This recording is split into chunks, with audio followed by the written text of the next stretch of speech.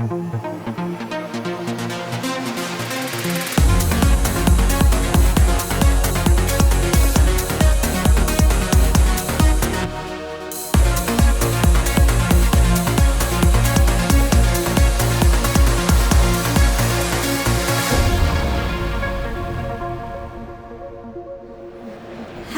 Helsinki, and welcome to the State of European Tech. I'm Sarah Guemouri. And I'm Tom Wehmeier, and this is the 10th edition of our annual report into all things tech in Europe. We've come such a long way since we did that first report launch on this very stage all those years ago. Our annual report provides a deep dive into all the health indicators of the European tech industry. And this 10th anniversary edition is a very special one.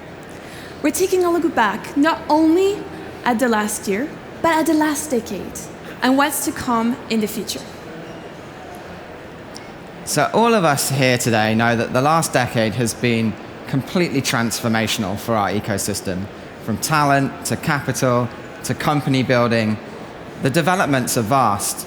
And yet, despite all of this objective progress, this has been a year of many dispiriting headlines, a year of political and regulatory turmoil, lots of concerns about the EU's AI Act. Mario Draghi released that other report into European competitiveness, and there's some questions about Europe's ability to scale breakthrough companies. And all of that is set against these ever-present, unflattering comparisons to the US. Yep, we're all aware that Apple is worth more than the entire European tech ecosystem. So for us, it's a paradox that requires some scrutiny. And our aim now is to bring you some perspective because it's never been so important. An ecosystem needs three core pillars to thrive and to innovate: talents, capital, and mindset. Over the decade, Europe's ability to attract and grow talent, unlock capital, and raise our ambition level has been transformed. We've built a world-class talent pool. There are 3.5 million people working in European tech today. That's close to 3 million jobs created since 2015.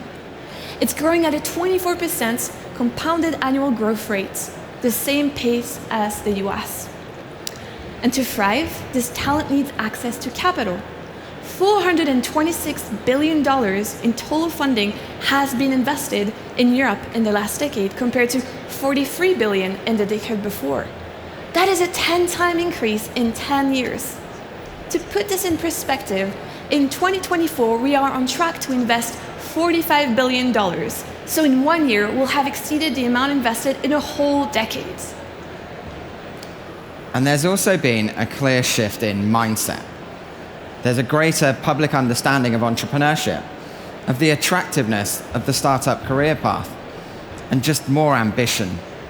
Experienced founders say today that public perception of entrepreneurship and the support ecosystem around them has improved. And it shows in the number of people pursuing careers in the sector. There are 7 times as many people working in venture-backed tech companies in Europe compared to 2015. And the most ambitious of you out there as founders don't dream of building billion-dollar companies. You aspire to grow to 100 times that scale. And so, with this change in the foundations, this change in mindset, we're seeing more companies, more ambitious ideas, built to solve harder problems. Founders like you are upping your game. The overall universe of companies has grown too in that last decade, up 4.7 times as a whole. There are 35,000 early-stage venture-backed companies in Europe, more than any other region in the world. 8 times more growth-stage companies over the decade, and more than 350 breakout billion-dollar companies. And this has all given Europe a growing track record of exits and world-class returns. We have scaled valuable firms across sectors and across the breadth of the continent. We now demonstrate essential repeatability as the flywheel of talent takes skills and capital from one growth success to a new generation of firms. Cumulatively, we've seen close to $1 trillion in realized value across both IPOs and M&As over the past 10 years. Take ARM, 140 billion market cap, or Adyen or Wise blockbuster listings. A decade ago, the scale of outcomes was unimaginable in Europe. It's a huge step change forward. Europe is also allocating its resources to sectors with the potential to solve huge societal problems. The people in this room are building technology to solve the needs of future generations. In 2024, 21% of all funding raised in Europe went to companies related to sustainability, double the ratio that we see in the US, which sits at 11%. And we're showing leadership in a number of sectors. Our survey respondents called out nearly 100 billion Spotify and 45 billion Revolut as the biggest European success stories from the last decade. But there's so many more. Klarna, Adyen, UiPath, ASML, Celonis, and ARM further prove the versatility of Europe's tech leadership, from fintech to SaaS to chip makers to AI. On that point, we've seen over $30 billion AI companies emerge in the last decade. It's so important that we acknowledge these huge successes. Sure, these companies are not as valuable as OpenAI or NVIDIA, it's true, but we're in danger of failing to celebrate the likes of ASML reaching 300 billion market cap this year through that comparison. It's an unproductive mindset to fall into. So we're talking a lot about mindset today and in the report because despite all this incredible progress over the long term of a decade, there's real concern across the ecosystem about the way forward today. On the one hand, there's more new founders starting tech companies here in Europe than anywhere else in the world, and yet there are questions starting to be asked about Europe's attractiveness as a place to start and scale a tech company, especially by our most ambitious talent. We asked thousands of you what could stand in the way of Europe's full potential. And there are clearly frustrations about the challenges we all face when it comes to regulation, bureaucracy, access to growth capital, and scaling across what's still a fragmented European market today. In fact, close to half of respondents say regulation and bureaucracy is Europe's biggest hurdle. There are fears that these challenges could erode the very future success the ecosystem has set itself up for. So we've organized these barriers to success under 6 keys to unlock the future that European tech deserves. These span unlocking capital, to liquidity, to customers, to a more dynamic regulatory environment, global talent competitiveness, and finally, making more of the R&D potential that we have. Now, none of these individually is insurmountable, but bold, positive action is needed. We must, as an ecosystem, support those who are finding new ways to tackle these age-old problems. An example that we want to flag is EU Inc., a proposed new EU legal framework that will allow businesses to operate across what would be akin to more like a true single market, to scale back bureaucracy and to scale up the ease of doing business across European borders. One issue that we would like to highlight today, and which consistently hampers Europe's scale-up ambition, is the growth funding gap. Over the past decade, Europe underfunded its growth stage companies to the tune of $375 billion, which still doesn't come close to the $1.2 trillion that was invested in the US over the past decade. This is about right-sizing the supply of capital to meet the actual demand from companies started from Europe in the past decade. It's about adjusting for access to capital full stop, normalizing material round size differences, and lowering dependence on US source of capital. That's a huge difference. Imagine where Europe will be if we solve this. But why does it matter? Well, 11% of US innovation is already powered by European founders today. And almost a quarter of European founders now say that they would like to start a company in the US today if they had to start over. We must stop this rhetoric in its tracks and keep the brightest, and best minds scaling from Europe.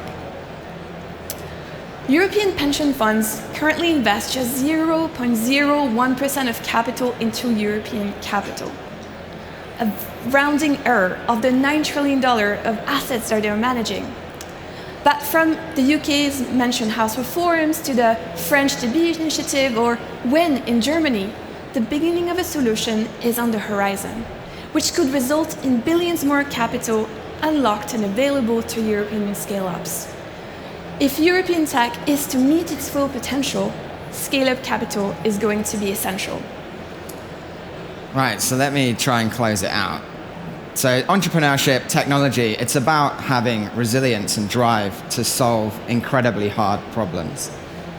If rather than focusing on the scale of opportunity, we're instead disappointed by the shortcomings of today, how do we have the growth mindset, the founder mindset to build for a better long-term future? This mindset is, in our opinion, more so than any of the challenges identified by our survey or in the report, the central barrier to European success. If we let our actions be clouded by fear and by conservatism, we'll undo the very thing that has been key to the success and the transformational progress we've had until now, and all that lies ahead in the future. So we hope to leave you with some data to inspire you about the way forward. Here's where Europe can and should be when we bring you the State of European Tech in 2034. Contributing significantly to GDP by adding an additional $5 trillion of value to the ecosystem at least. Further strengthening our talent pool and accelerating the impact that we have on society with an additional 15 million jobs created by Europe's tech companies. And with that capital unlocked at scale, maintaining founder focus on solving society and the economy's hardest problems, this is our path to unlocking the first trillion-dollar companies from the region. This is Europe as a leader, not a follower. Conscious, dynamic, and ambitious, and most of all, unprecedented. A technology superpower for a new generation. Thank you. We've made a documentary to bring this to life. So here's a little taster of what you can expect to see tomorrow here at the Founder Stage at 9 a.m. And in the meantime, don't forget to take a look at theeuropeantech.com for the definitive take on European tech. Thank you so much. In a nutshell, it's hard to tell the story because there's a lot to it. This ecosystem has completely changed. It's just so much more complete now. Nobody would have believed this in the early 2000s. The things that can manage to succeed through that end up being the strongest and the hardiest. Some of the things that ARM was doing back in the 1990s were very, very innovative.